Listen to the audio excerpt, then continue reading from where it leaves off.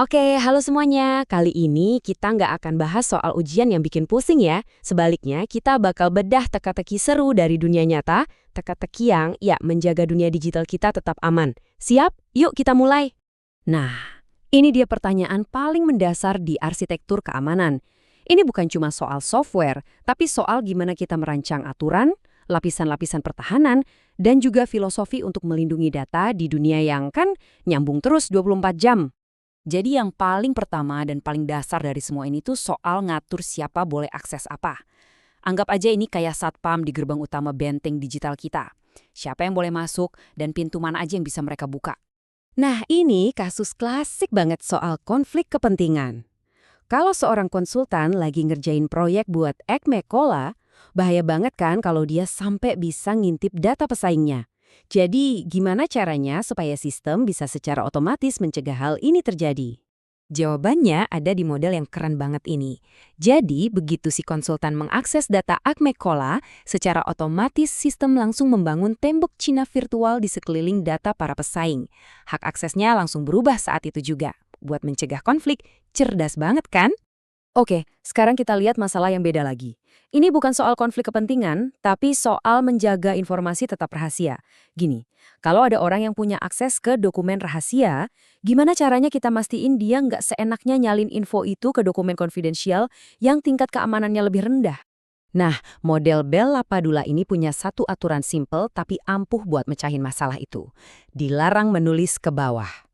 Artinya, Anda boleh aja baca informasi dari level yang lebih rendah, tapi Anda sama sekali nggak bisa mindahin informasi rahasia ke level yang kurang aman. Tujuannya satu, menjaga kerahasiaan. Oke, coba kita balik situasinya sekarang. Jaga rahasia itu penting, tapi menjaga data kita tetap utuh dan nggak dirusak atau istilahnya integritas, itu juga sama pentingnya. Kita pasti nggak mau kan data dari sumber yang nggak jelas malah mencemari file-file penting kita yang aman? Dan ini dia solusinya, kebalikannya, model BIBA. Aturan utamanya justru dilarang membaca ke bawah.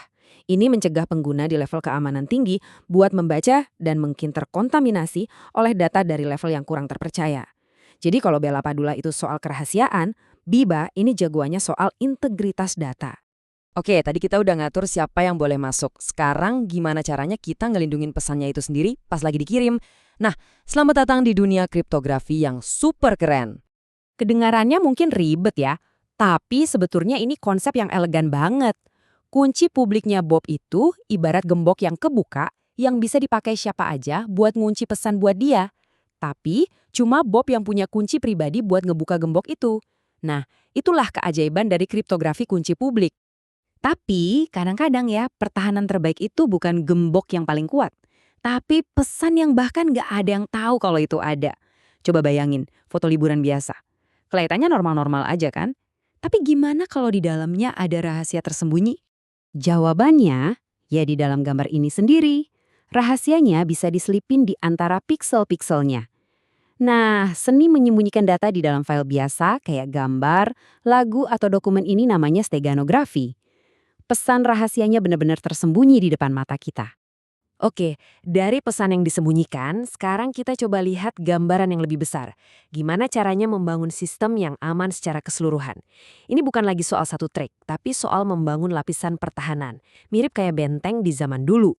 Nah, ini skenario yang sangat mungkin terjadi loh. Anda punya kuncinya, yaitu passwordnya. Tapi berangkasnya tetap nggak mau kebuka. Kenapa? Karena keamanan modern itu seringkali lebih dari sekedar software. Ada sesuatu yang mengikat keamanan itu ke hardware aslinya. Biang keladinya, ya si TPM ini. Anggap aja TPM ini kayak brankas mini yang udah disolder dan menyatu sama motherboard laptop asli Anda. Jadi pas hard drive-nya dipindahin, brankasnya itu ketinggalan.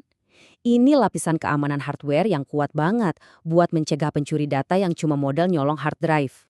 Di dalam sistem operasinya sendiri, ada lapisan pertahanan lain. Coba deh bayangin sistem operasi itu kayak istana. Kernel atau jantungnya sistem operasi itu rajanya. Dia tinggal di cincin 0, bagian paling terlindungi. Nah, aplikasi kayak browser web Anda itu tinggalnya di cincin luar. Misalnya cincin 3, dengan kekuatan yang jauh lebih terbatas.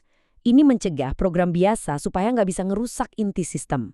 Gini deh, Semua keamanan digital secanggih apapun bakal percuma kalau ada orang yang bisa seenaknya masuk dan, ya, ngambil servernya. Keamanan siber itu sangat bergantung pada keamanan fisik yang bagus. Ini nih salah satu pelanggaran keamanan fisik yang paling sering terjadi. Ada satu orang yang sopan nahanin pintu buat orang di belakangnya, tahu-tahu orang yang nggak punya akses jadi bisa ikut masuk. Gimana caranya biar kesopanan ini nggak jadi celah keamanan? Solusinya adalah vestibule control access, atau yang sering disebut juga mantrap. Anggap aja ini semacam airlock buat manusia. Jadi, pintu pertama harus ketutup rapat dulu sebelum pintu kedua bisa kebuka. Sistem ini juga biasanya ngecek kalau di dalam cuma ada satu orang. Simple tapi efektif banget. Dan ingat, keamanan fisik itu bukan cuma soal maling atau penyusup loh. Ancaman lingkungan kayak kebakaran juga sama bahayanya.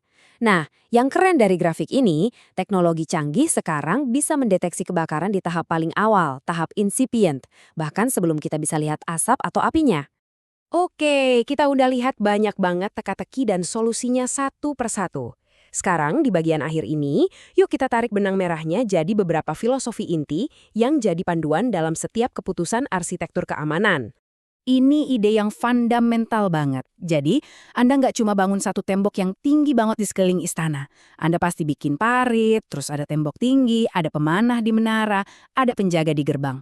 Di dunia siber, ini artinya kita punya firewall di jaringan, terus ada firewall lagi di laptop, plus ada antivirus.